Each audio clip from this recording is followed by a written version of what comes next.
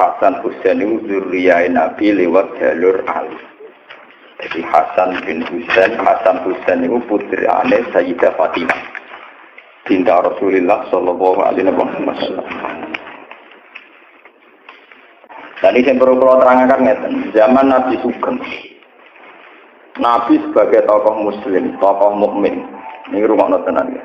Ciri utama tokoh mukmin itu iman ambek keputusane pangeran.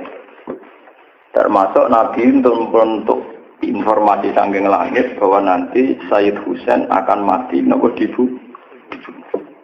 Tapi Nabi sebagai mukmin sejati tidak ngeluh karena terbunuhnya Husain akan melahirkan tonggak kebenaran yang sejati. Kayak mati ini para pejuang, mati ini jenderal-jenderal pejuang sing lahirno kemerdekaan. Mati ini Sayyid Husain jadi simbol siapa saja boleh berani mati demi kebenaran. Paham ya? Nabi tapi juga sering muji Sayyid Hasan, termasuk Syabdul Qadir Jilani, Sayyid Muhammad Alawi itu Al-Hasan. Sayyid Hasan melihat kompromi itu lebih baik ketimbang prahara, ketimbang tragedi. Sehingga era Sayyid Hasan disebut Amul Ijtima, di mana Sayyid Hasan memutuskan pemerintahan diserahkan Muawiyah semua, yang penting umat Islam aman, tidak terjadi konflik, terjadi stabilitas. Sayyid Husain menentang kebijakan kakaknya. Dia yang hak harus hak, meskipun harus mati taruhannya. Sehingga dua cucu Nabi menjadi simbol kompromi demi kebaikan umat, yang jadi simbol berani mati demi kebenaran. Kamane nak urip ya demi kebenaran, nak mati ya demi apa? Kados kula ngaten iki. Umpama aku wani urip, mergo kula yakin iso mulang Quran. Umpama aku mati, mergo aku yakin ketemu pangeran luwih apik dibanding ketemu Mustafa. Paham? Jadi urip ya perkara demi pangeran, mati ya demi apa? Pangeran. Disebut inna sholati wa nusuki wa mahyaya wa mamati lillah. Dan itu sudah pas karena yang Sayyid Hasan melambangkan wa hayati demi wa mahyaya demi kebenaran. Sayyid Husain wa mamati demi apa? Kebenaran. Walhasil era Sayyid Hasan pemerintahnya tunggal, yaitu di Muawiyah. Karena haknya Hasan sebagai khalifah, Hasan kan bin Ali, harusnya kan jadi khalifah menggantikan sinten Ali, tapi haknya itu dikasihkan sinten Muawiyah. Haknya Husain diambil oleh Husain. Anaknya Muawiyah ya tidak terima, akhirnya Husain dibantai. Nah, ini lewat ngaji ini sampai ngerti kenapa Sayyid Husain milih itu, ya, milih metode itu, milih pilihan itu. Kenapa Sayyid Hasan milih Amul Ijtima? Nah, ini mengke kula terangaken sing jelas dengan referensi sanad mutasil sampai Sayyid Husain. Kalau piyambak perasaan kula nganti sakniki nggih ngoten. Sebab itu Nabi ngajari tentang hidup dan mati. Allahumma ahyini ma kanatil hayat khairan li wa tawafani ma kanatil wafat khairan li. Ya Allah, saya hidupkan kalau hidup itu lebih baik bagi saya. Dan saya matikan kalau mati itu lebih baik bagi saya. Ora oleh wong nentokno nganggo ikhtiar dhewe ora oleh. Ya Kanjeng Nabi pinter, nak darani urip ku gampang. Dadi Kanjeng Nabi nak ndonga ngoten. Ya Allah, hidupkan saya selagi hidup masih baik bagi saya. Dan matikan selagi mati lebih baik bagi saya. Kenapa Nabi Jalla berdoa begitu? Ya kadang dalam banyak hal memang hidup itu lebih baik. Kadang dalam banyak hal ya mati itu lebih baik. Makanya sebagian donga luweh diplomatis, luweh nopo. Bisa diterima secara optimistik tapi tidak mengurangi tawakal. Ini pun Nabi nanti mari donga malih. Allahumma ij'alil hayata ziyadatan li fi kulli khairin. Eling-eling. Allahumma ij'alil hayata ziyadatan li fi kulli khairin wal mauta rohatan li min kulli syarrin. Wal mauta rohatan li min kulli syarrin. Ya Allah, jadikan hidup saya itu sebagai bekal menambah kebaikan. Kalau saya mati, anggap saja akhir dari segala kejelekan. Mulane kula bolak-balik matur, nak ana mayit dilepas mesti ati. Mbok bajingan penjahat mesti ati. Ke penjara sampai nang mati, berarti rohatan di mingkuli syahri. Berarti itu terakhir kejahatan. Mengenai kira rasa protes. Sauri-uri zina maling kok saiki dilem apik, tetep apik matine, menang bar kejahatan. Paham? Ibu Nabi tidak ngajarkan memang begitu. Hidup dianggap potensi ziyadatan fikuli khairin apa, mati dianggap rohatan mingkuli syahri. Akhir dari segala kejelekan. Akhirnya apa yang terjadi? Wong ambek Allah kok kesunudan tok. Jadi kok Mustafa itu paling urip ya. Gusti kula isih urip berarti sok ngamal apik. Engko nek ape mati tok. Gusti, mati kula kiai kadang salah. Lah mati kula anggap mawon ngakhiri kesalahan niku, paham? Paham. Jadi ora usah ngeluh, nek ape mati ora usah napa? Kan ya nek ape mati ya Allah kula urip kangge sae sakniki mati. Anggap mawon potensi kejahatan kula berakhir di sini. Di sini wal mauta rohatan li min kulli syarrin, dan kematian adalah akhir dari segala keburukan. Ya sudah. Misalnya kita jadi bapak anak urip sukses rumah tangga. Lah anak mati nak nol luwih apik kanggo anak. Itu udah kurang.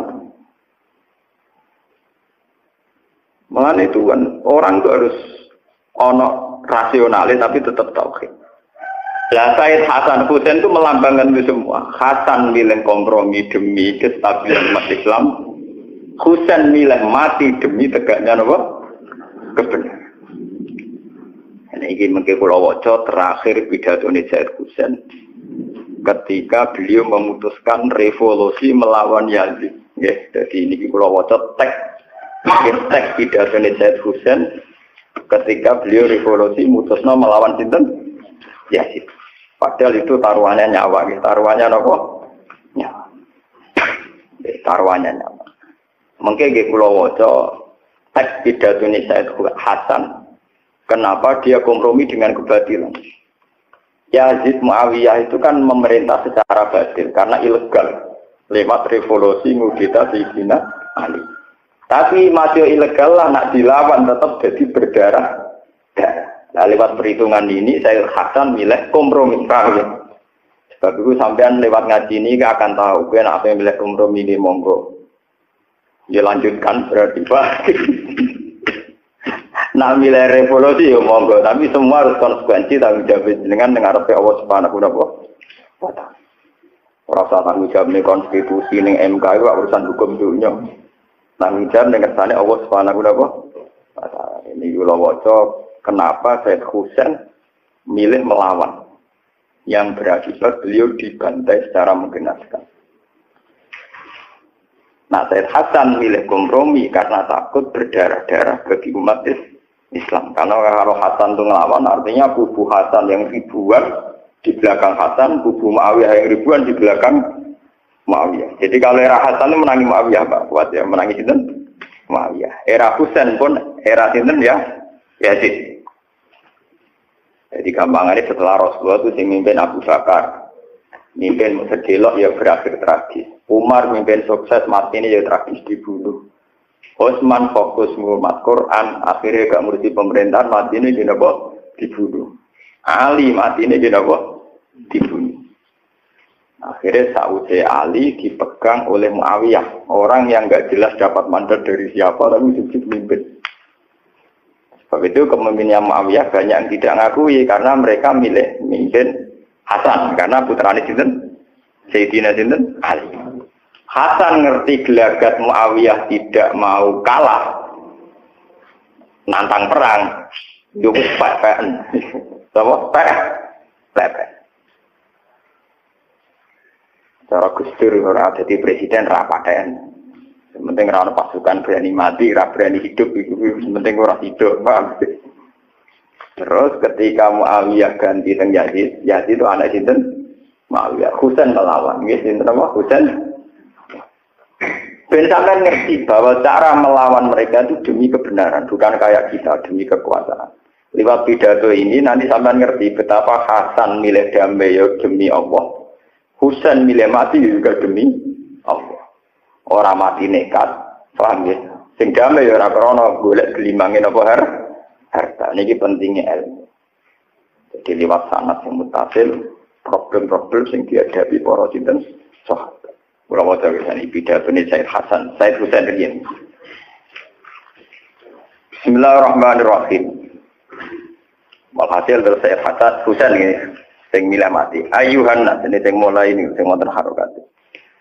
Ayuhan nas inna Rasulullah sallallahu alaihi wasallam qala man ra'a sultanan jairon mustakhillan li haramillah nakisan li ahdillah mukhalifan li sunnati Rasulillah ya'malu fi ibadillah bil ibadillah falam yughayyir alaihi bi fi'lin wala qaulin kana haqqan 'ala Allah ayyudkhilahu madkhala. Mante sabane wong ro ayu ngerti sapa man sultanan ing raja jairon ingkang dolim. Wong sing ngerti penguasa dolim, mustakhilan ingkang ngalalo li haramillah maring barang sing diharamno Allah. Misale ngalalo pornografi, utawa ngalalo barang sing cara Allah haram. Nakisan ternentang li ahdillah maring perjanjiane Allah. Mestine segala potensi diri kanggo ibadah malah tinggu hal-hal sing maksiat. Mukhalifan ternyulayani li sunnati Rasulillah maring sunnah Kanjeng Nabi. Wes ngono ya amaru nglakoni sapa sultan fi ibadillah bil ismi lan dosa wa udwan lan ngoyo. Hubungane mbek wong men keliru wae. Keliru artine ngene. Sing kroni disugya-sugya. Misale kados wong kadung keliru, mbek wong sugih wedi, perkarane wedi sugih. Ambek wong larat otoriter, dianggap budak. Wong nak kadung keliru kan. Ambek wong ayu nafsu, akhire ya zina. Ambek wong elek ngenyek, akhire pelece. Wong nak ditetir bener. Ora wong ayu sahabat ya dosa, ora wong elek ngenyek. Elek kriting pesek ireng. Wong nak keliru kancanan tiyang nggih ngoten. Ora bupati wedi krana sugih, ya dolim wong kok wedi bupati ya. Ora wong larat tukang sampah ngenyek, wong kok timo dadi tukang sampah. Itu jenenge keliru terus Mas. Nek ana sultan sing ngene iku jenenge keliru terus. Ora wong elek ngenyek, ora wong sugih wedi itu keliru terus. Jenenge ya'malu fi ibadillah bil ismil udwan. Falam yughayir mongko ora nglakoni perubahan sapa man alaihi ing atase ikilah ism utawa ing atase sultan bi fi'lin kelawan satu aksi perilaku wala kaulan ora pengucapan. Kana mongko ana ala wa haqqan. Apa mesti nglakoni ayut khilahu masqalahu, mesti dilebokno neraka. Sebab itu Said Husain berpendirian kalau ada sultan yang zalim kita harus ngelawan. Cek nglawane liwat fi'lu, cek kaulu, cek engkok senajan to berakhir kematian. Mergo nak orang lakoni perubahan, sampeyan mesti mlebu neraka. Nah. Jadi yang penting menunjukkan bahwa kita melakukan perubahan. Ini kuman ra'amin kemungkaran fal yu'iru napa? Biyadihi fa illam yastati fa bilisanihi fa illam yastati fa biqal.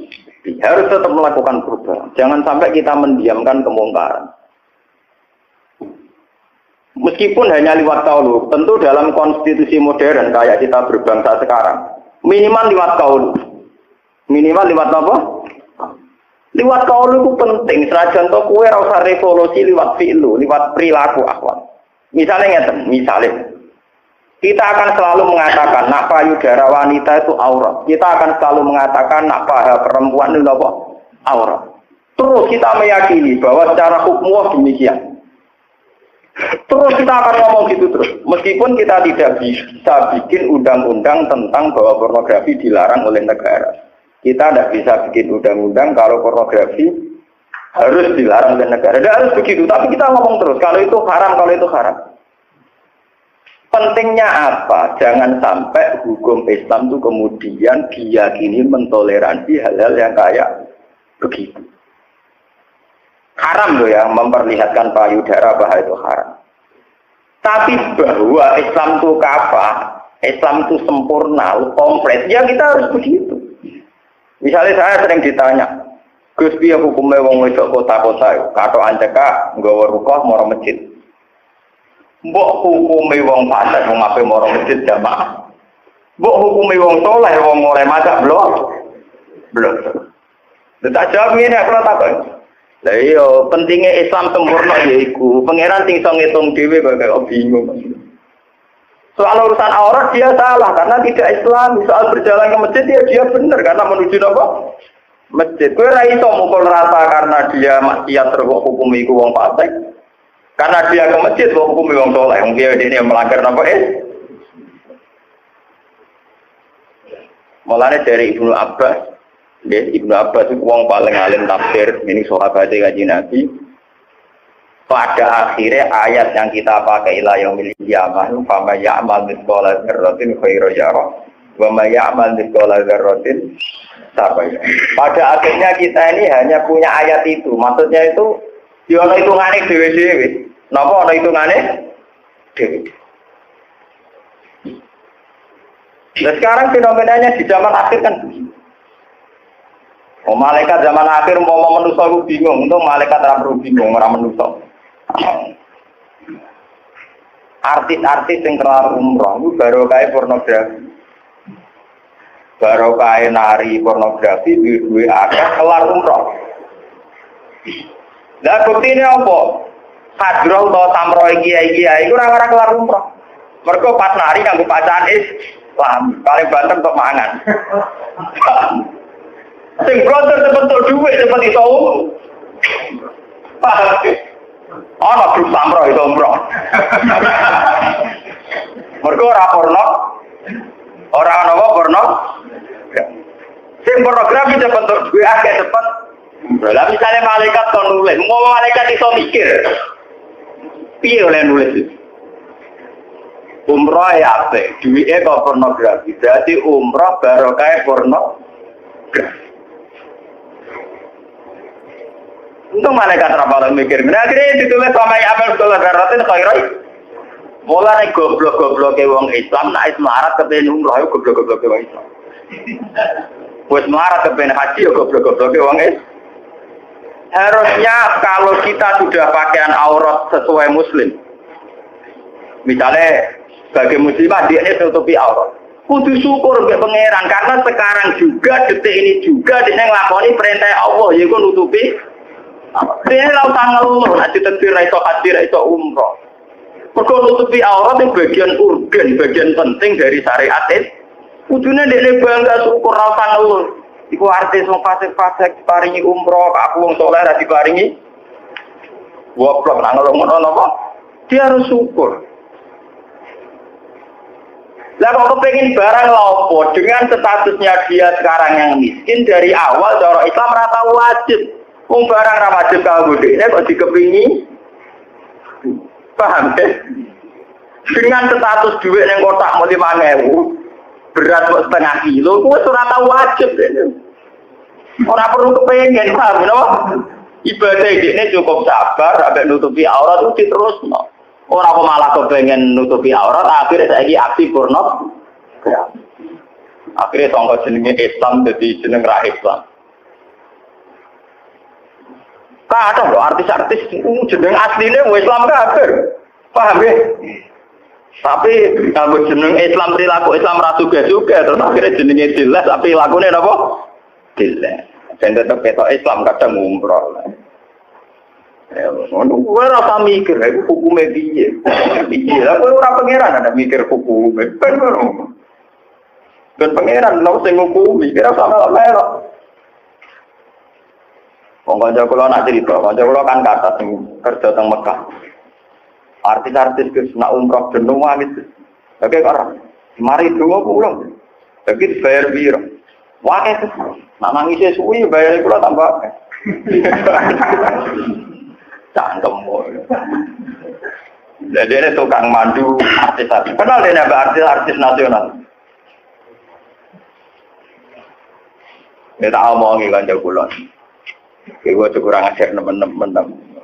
Lalu kayak mau wani marai dongo carane tawaf piye sae ngono ya. Kayak wani marai carane nutupi aurat agak wani.